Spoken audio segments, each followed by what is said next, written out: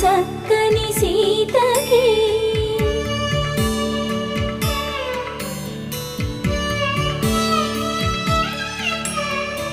ఎర్ర జాబిలి చేయి రాముడేడని అడుగుతుంటే